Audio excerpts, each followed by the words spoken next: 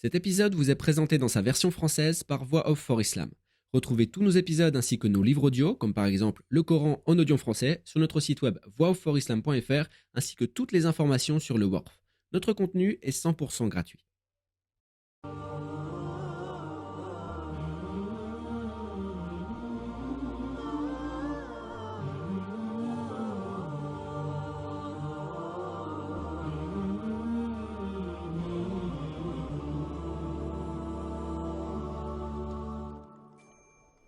Après la conquête de la Mecque et l'accomplissement des bienfaits d'Allah sur ses serviteurs, et que les gens soient entrés en foule dans la religion d'Allah, le prophète, alayhi salatu wassalam, a entendu que toutes les tribus s'étaient soumises, qu'elles s'étaient rendues, sauf une ou deux tribus, Hawazan et Thaqif.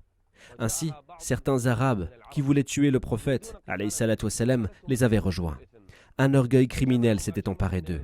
Ils ont rassemblé des combattants et ils sont sortis pour combattre le prophète alayhi salatu wassalam, et ses compagnons au mois de Shawwal de la 8e année de l'Hégire.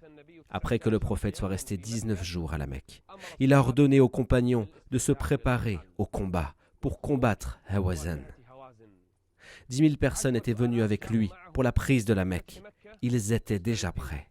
Et 2 000 hommes se sont joints à eux, parmi les Mécois qui venaient de se convertir à l'islam. Ils sont allés pour combattre la tribu de Hawazan, qui s'était rebellée et faisait preuve d'arrogance. La tribu de Hawazan avait envoyé leurs combattants, ils avaient envoyé leurs femmes, leurs enfants, ainsi que tous leurs biens. Certains de leurs sages s'étaient opposés à cette idée, mais ils répondirent « Non, nous ne reviendrons pas sur notre décision. Si nous prenons nos femmes, si nous prenons nos enfants et nos biens, alors nous combattrons jusqu'au bout. » Certains s'y sont opposés, mais la plupart ont insisté. Et ils sont arrivés à une place appelée Aoutas. Le prophète, alayhi salatu wassalam, est sorti avec 12 000 combattants, qui faisaient trembler la terre. 2 000 d'entre eux venaient tout juste de se convertir à l'islam.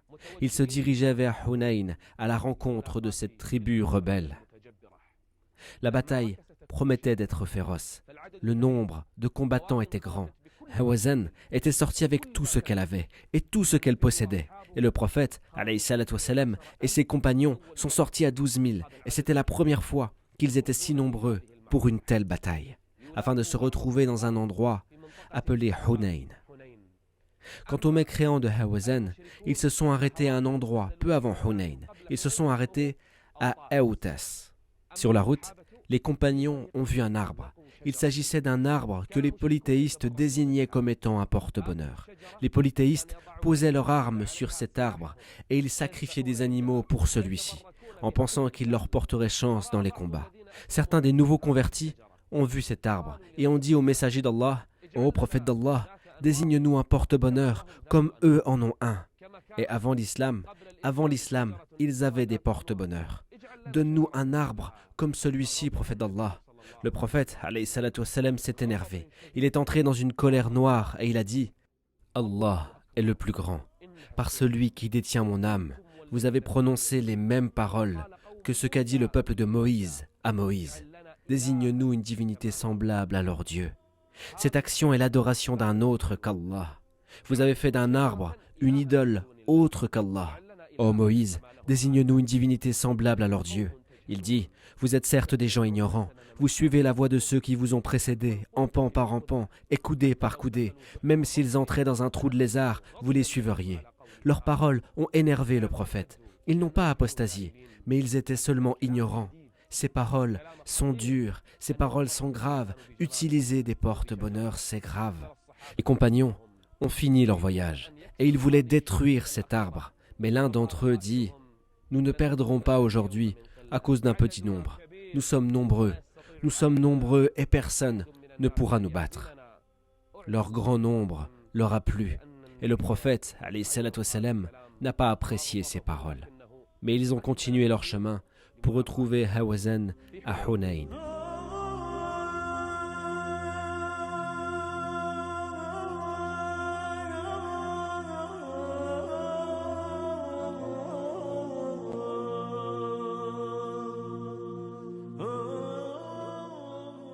L'armée musulmane s'est avancée en direction de Hunayn. Elle était composée de 12 000 combattants. Quand la nuit commença à tomber, le prophète alayhi salatu wassalam, a commencé à former les rangs de l'armée et à préparer la stratégie. Vous serez à droite, vous serez à gauche, vous serez devant, vous serez à l'arrière. Et il y avait des personnes qui venaient tout juste de se convertir à l'islam. Ils parlaient beaucoup entre eux en disant « Demain, nous serons victorieux, aucun doute là-dessus. » Personne ne pourra s'opposer à ce nombre, cette force, cette puissance. Et c'est comme cela qu'ils commencèrent à parler entre eux. La nuit, quand le prophète a formé l'armée, Malik ibn Auf, chef des polythéistes de Hawzan et Thaqif, préparait aussi son armée. Et il a ordonné à certains de ses combattants de se cacher sur les flancs de la vallée de Hunayn et de ne pas se montrer. Et quand l'armée des musulmans se serait rassemblée près du fleuve, alors qu'ils les surprennent et attaquent les musulmans, comme un seul homme, avec des flèches, avec des lances, en les visant de leurs flèches, en les visant de leurs lances. Et au matin, l'armée des musulmans s'est avancée. Elle est entrée au niveau du fleuve, le fleuve de Hunayn. 12 000 combattants musulmans. 12 000 combattants. Soudain, les polythéistes sont apparus. Ils sont apparus sur les flancs de la vallée, tirant sur les musulmans avec leurs flèches, avec leurs lances. Et les musulmans ne savaient pas d'où venaient ces flèches et d'où venaient ces lances. C'était une pluie qui s'abattait sur eux. Les flèches leur tombaient dessus, de toutes parts. Ils regardaient autour d'eux, confus. Une partie de l'armée a alors commencé à fuir le combat. Puis une autre partie, et encore une autre. On entendait des cris et des hurlements, et les gens s'enfuyaient de l'armée. Le prophète alayhi salatu wassalam, les appelait. « Je suis le prophète d'Allah, venez à moi, ô serviteur d'Allah. Je suis le prophète d'Allah. » Mais personne ne l'écoutait. Et les cris s'élevaient, les gens se détournaient, et ils fuyaient le combat. Et un homme qui venait de se convertir dit « La sorcellerie n'a pas marché aujourd'hui. » Et un autre disait « Ça ne s'arrêtera que si nous allons à la mer. » Et encore un autre criait encore, et les gens retournaient sur leurs pas. إذ أعجبتكم كثرتكم فلم تغن عنكم شيئا وضاقت عليكم الأرض بما رحبت. Il ne resta des 12 000 combattants que 9 croyants. 9 croyants. Et c'est là que se révéla le courage du messager d'Allah, alayhi salatu wassalam. Il était sur sa monture, il la frappait et il s'avançait seul. Les musulmans s'étaient enfuis, l'armée des mécréants était devant lui et le prophète, alayhi salatu wassalam, s'avançait. Il disait « Je suis le prophète d'Allah, c'est la vérité, je suis le prophète d'Allah. » Et Sofiane ibn al-Harith, près de lui, s'attachait aux côtés de sa monture afin de le protéger et il dit « Ô messager d'Allah, que fais-tu » Mais c'était le courage. Puis il dit à l'Abbas « Ô Abbas, appelle ceux qui étaient présents le jour de Thamura. » Il appela donc les compagnons du prophète. « Ô ceux qui ont fait le serment de Ridwan, ô vous qui étiez présents ce jour-là » Ils entendirent les cris, ils entendirent l'appel. Alors à ce moment-là, ils comprirent que le prophète, alayhi salatu wassalam, était derrière eux. Ils se retournèrent alors avec force afin de protéger le messager d'Allah, comme la vache se précipite pour sauver son petit, à tel point que celui qui avait une monture qui refusait de lui obéir pour faire demi-tour se jetait à terre pour se précipiter vers le prophète, alayhi salatu wassalam. Nous répondons à ton appel, ô messager d'Allah. Nous répondons à ton appel, messager d'Allah. Nous sacrifions pour toi nos pères, nous sacrifions pour toi nos mères, ô messager d'Allah. Au début, seules 9 personnes étaient restées avec le prophète, et parmi eux des gens de sa famille. Mais les musulmans ont commencé à revenir sur leurs pas. Ils revenaient par centaines auprès du prophète.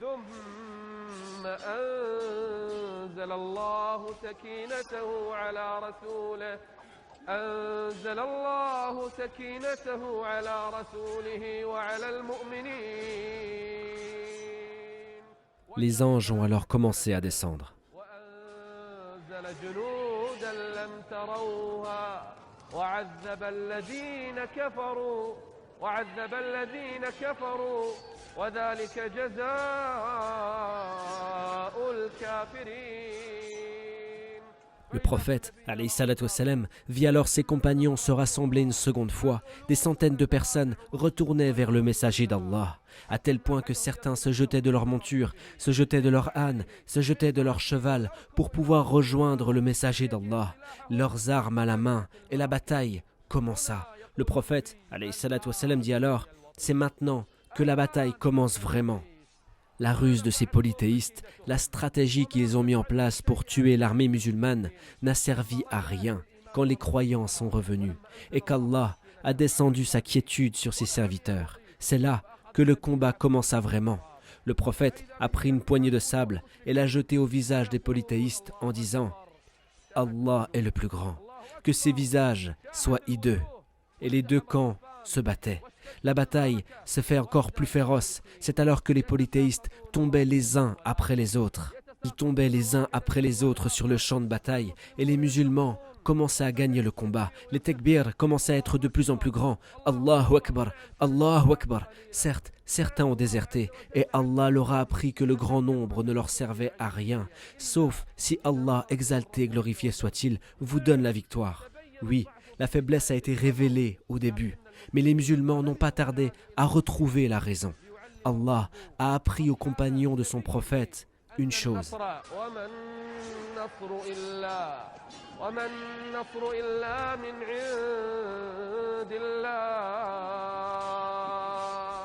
Les polythéistes tremblaient, ils faiblissaient, leurs rangs se disloquaient, leur nombre de morts augmentait de plus en plus, et leurs chefs ont commencé à fuir le combat.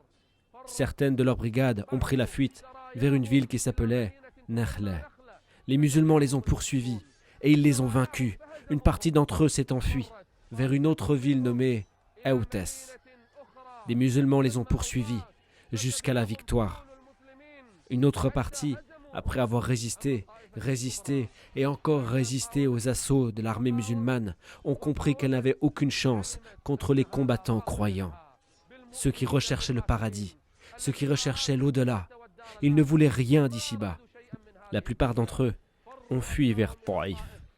Quant au prophète, alayhi salatu wassalam, il a ordonné à ses compagnons d'attendre, de ne pas les poursuivre jusqu'à Taïf, jusqu'à la fin de la bataille.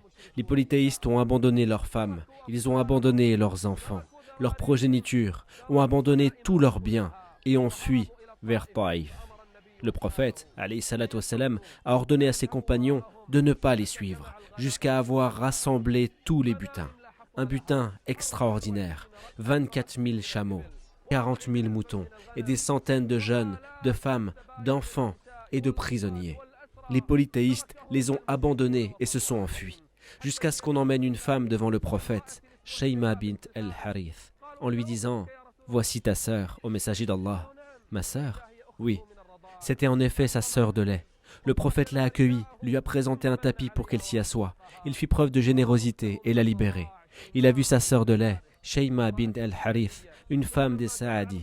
Puis, quand il a rassemblé le butin, il le mit dans un lieu sûr. Il a ordonné à quelques compagnons de rester à ses côtés. Puis il suivit les polythéistes avec son armée à Taïf.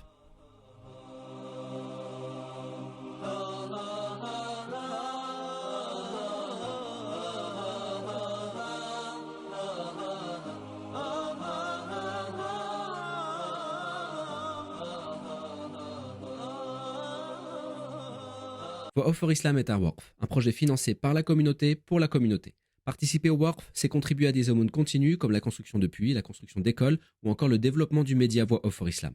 Tu trouveras toutes les informations sur notre site web, clique sur le lien en description de la vidéo pour accéder directement à la page détaillée du WORF.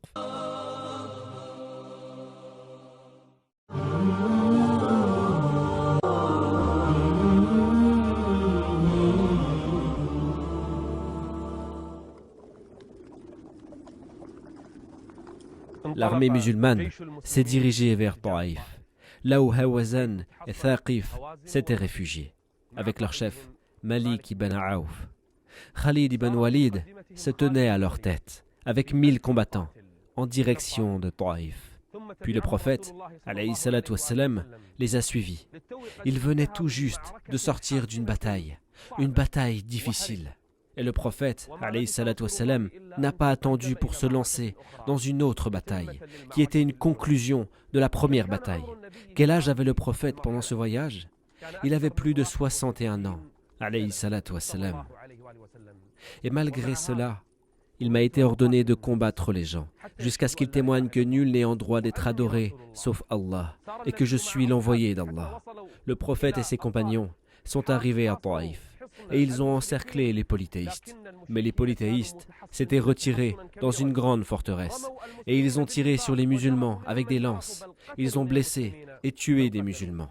Les musulmans ont essayé d'attaquer la forteresse, mais ils n'ont pas réussi. Alors, le prophète a pensé à brûler leurs arbres et leurs vignes, et ils ont donc envoyé un message au prophète. Ils l'ont supplié par Allah et par leurs liens de parenté de ne pas brûler leurs vignes ni leurs arbres. Le prophète, alayhi salatu wassalam, ne l'a donc pas fait. Il ne s'est pas approché de leurs arbres ni de leurs vignes. Le prophète, alayhi salatu wassalam, a patienté des jours et des nuits. On dit qu'il a même patienté 20 jours, d'autres ont dit 40 jours pour les assiéger. Il leur a annoncé que ceux qui sortaient de la forteresse et qui se rendaient seraient libérés pour la face d'Allah. Le prophète les libérerait et ne lui ferait aucun mal. 23 hommes de Thaqif et de Hawazan se sont alors rendus au prophète, alayhi salatu wassalam. Le prophète les a libérés et a envoyé chacun d'entre eux auprès d'un musulman qui le parrainerait, le nourrirait et le ramènerait dans son pays. Et c'est de cette manière que le prophète, alayhi salatu wassalam, a mis le trouble dans leur rang. C'est comme cela que l'armée des musulmans est partie en force, qu'elle a assiégé les polythéistes avec puissance. Ils ont essayé de pénétrer la forteresse, mais ils n'ont pas réussi. Et malgré cela, les polythéistes résistaient. Ils résistaient tout en étant assiégés. Le prophète, alayhi salatu wassalam, dit alors à ses compagnons, « Nous repartirons demain. » Les compagnons se sont attristés. Comment partir sans les avoir vaincus? Il dit alors, « Alors demain, attaquez. » Quand les compagnons ont attaqué, en voulant pénétrer la forteresse, les polythéistes les ont lapidés et ils n'ont pas réussi. Le prophète dit aux compagnons, « Nous repartirons demain. » Ils dirent, « Nous repartirons demain par la volonté d'Allah, au messager d'Allah. » Et en effet, au petit matin, le prophète a commencé son voyage en disant, « Nous revenons, nous nous repentons, nous adorons Allah, et c'est lui que nous louons. » Un des compagnons dit alors, « Invoque contre Thaqif, ô messager d'Allah. » Le prophète, alayhi salatu wassalam, dit alors, « Non, ô Allah, guide Thaqif et fais-les venir. » وَأْتِ بِهِمْ وَمَا أَرْسَلْنَاكَ إِلَّا رَحْمَةً لِلْعَالَمِينَ.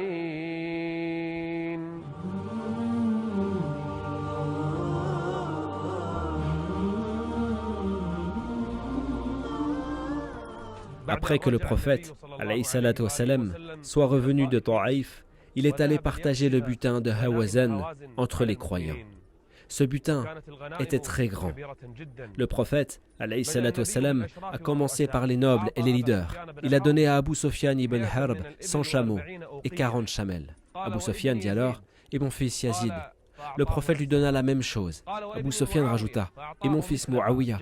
Il lui donna encore la même chose. Hakim ibn Hizam alla voir le prophète. Et le prophète, alayhi salatu wassalam, lui donna un grand nombre de bêtes. Il lui donna une centaine de bêtes. Hakim dit, « Ajoute-en. » Et le prophète lui donna alors le double. Et comme cela, il a commencé à donner aux nobles et aux gouverneurs. Les gens se sont rassemblés autour de lui, jusqu'à dire, « Mohammed donne comme un homme qui ne craint pas la pauvreté. » Les Bédouins se rassemblèrent alors autour du prophète, alayhi salatu wassalam, alors qu'il distribuait le butin et le partageait entre les gens, jusqu'à ce qu'il demande aux gens de s'éloigner, alayhi salatu wassalam. Son vêtement s'est agrippé à un arbre et il a été enlevé. Il dit, « Ô gens, rendez-moi mon vêtement. Par Allah, si j'avais des biens aussi nombreux que les arbres de Tuhama, je vous les aurais distribués et je n'aurais rien gardé. Vous ne me trouverez ni avare, ni lâche, ni menteur. »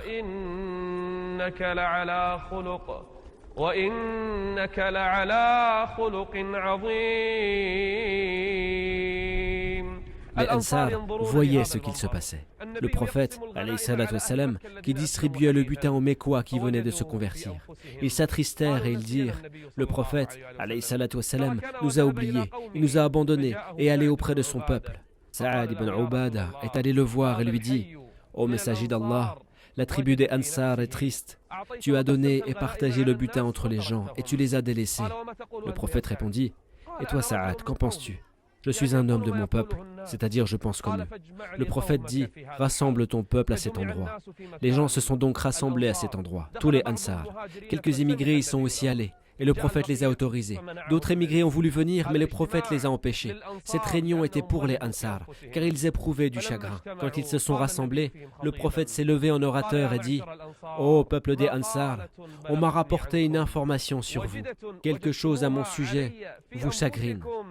Ô peuple des Ansar, N'étiez-vous pas dans l'égarement quand je suis venu à vous? Et Allah ne vous a-t-il pas guidé à travers moi? N'étiez-vous pas pauvre et Allah vous a enrichi? N'étiez-vous pas ennemis et Allah a réconcilié vos cœurs? Ils ont alors tous parlé et ils ont dit: Allah, Allah et son messager sont plus généreux et meilleurs. Puis le prophète alayhi salatu wassalam, leur a dit: Ô peuple des Ansar, vous auriez pu dire ce qui est vrai et que les gens croiront. Tu nous es parvenu en étant traité de menteur et nous t'avons cru. Tu nous es parvenu en étant exilé et nous t'avons accueilli. Tu nous es parvenu en étant délaissé, mais nous t'avons secouru. Tu nous es parvenu en étant pauvre et nous t'avons aidé. Et il répétait: Allah et son messager sont plus généreux et meilleurs. Ils baissèrent la tête, leurs yeux se remplirent de larmes. Les pleurs ont commencé à se faire entendre dans les rangs des Ansar. Puis le prophète, alayhi salatu wassalam, a dit: Ô peuple des Ansar, êtes-vous peinés à cause d'une futilité de ce bas monde, une chose d'ici-bas sans grande importance, afin de gagner les cœurs d'un peuple à l'islam? Cela venait juste de se convertir, tout en vous laissant ne compter que sur votre foi. Ô peuple des Ansar, n'êtes-vous pas satisfait que les gens rentrent chez eux avec des moutons et des chameaux, tandis que vous repartez avec le messager d'Allah, alayhi salatu wassalam? Et les Ansar répétaient: Allah et son messager sont plus généreux et meilleurs. Les pleurs des Ansar s'intensifiaient. Puis le prophète dit: Ô peuple des Ansar, par celui qui détient l'âme de Mohammed et son pouvoir, si tout le monde empruntait un chemin et que les Ansar en empruntaient un autre, je partirais certes avec les Ansar. Et n'était-ce mon émigration, j'aurais été un membre des Ansar. Les gens ne sont qu'une cape, alors que les Ansar sont un slogan.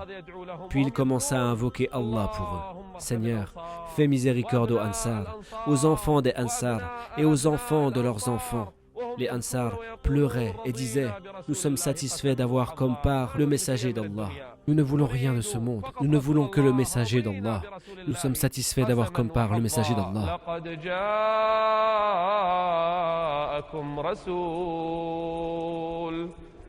لقد جاءكم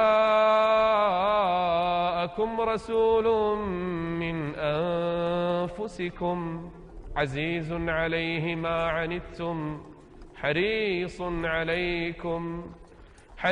عليكم بالمؤمنين رؤوف رحيم. Les Ansar sont donc sortis, satisfaits d'avoir le messager d'Allah pour part.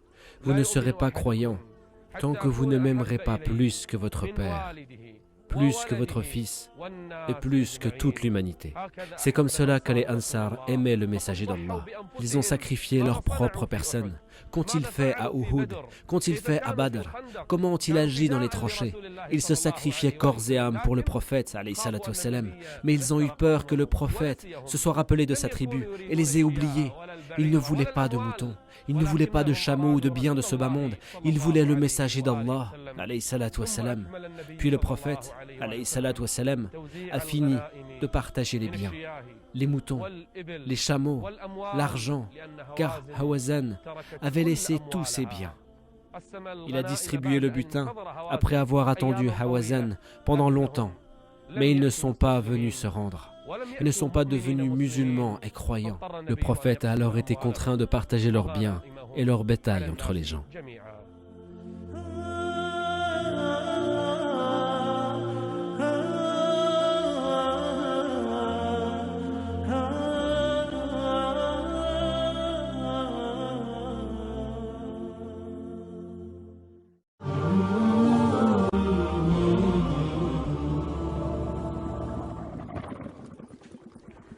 Après que le prophète, alayhi salatu wassalam, ait partagé le butin, la tribu de Hawazan lui vint, musulmane et soumise.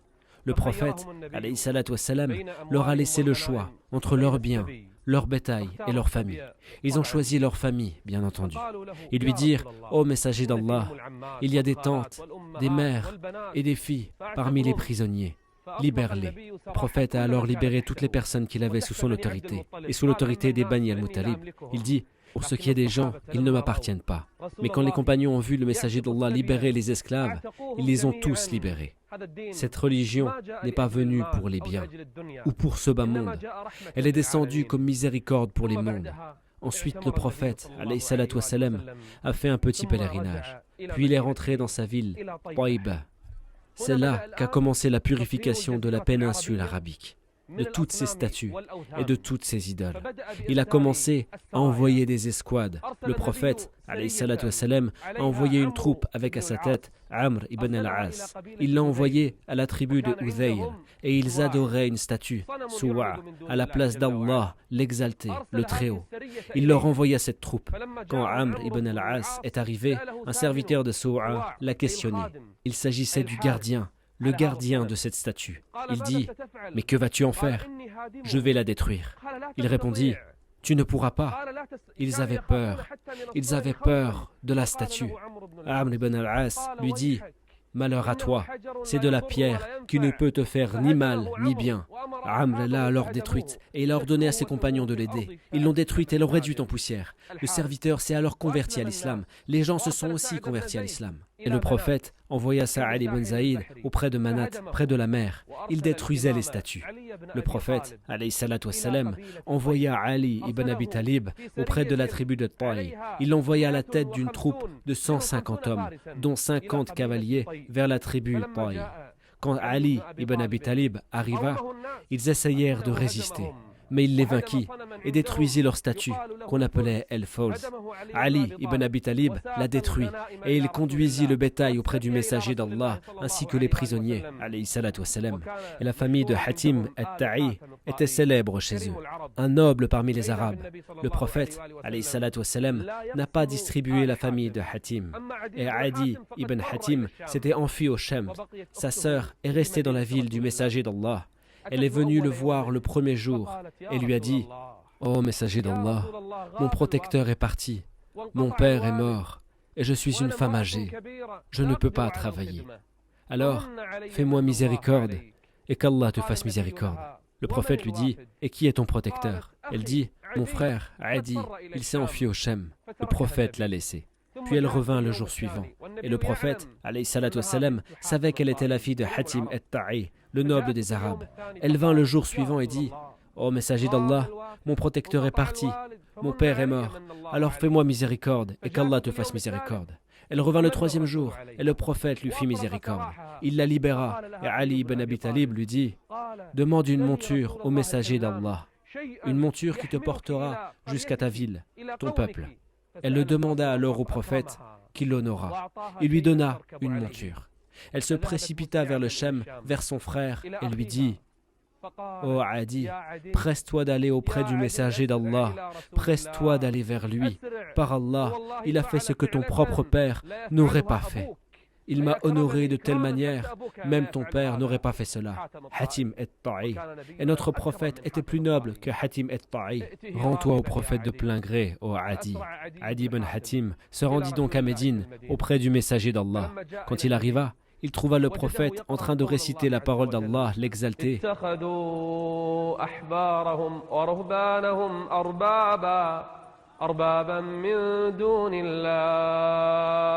Adi a dit « Nous ne les adorons pas, au messager d'Allah. » Le prophète répondit « Ne vous rendent-ils pas des choses illicites, licites, et vous les faites alors?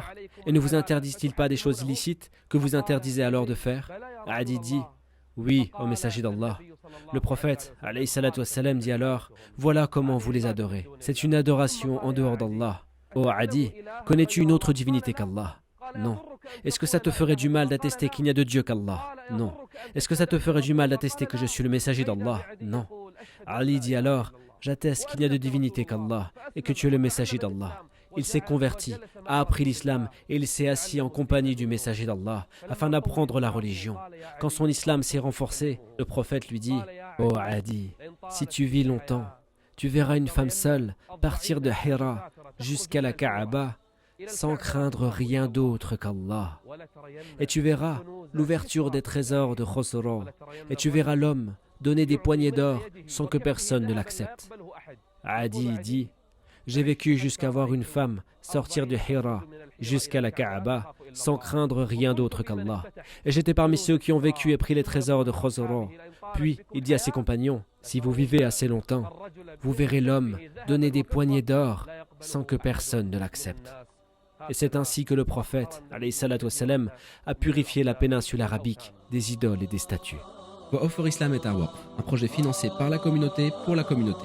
Participer au WARF, c'est contribuer à des aumônes continues comme la construction de puits, la construction d'écoles ou encore le développement du média Voix Off for Islam. Tu trouveras toutes les informations sur notre site web, clique sur le lien en description de la vidéo pour accéder directement à la page détaillée du WARF.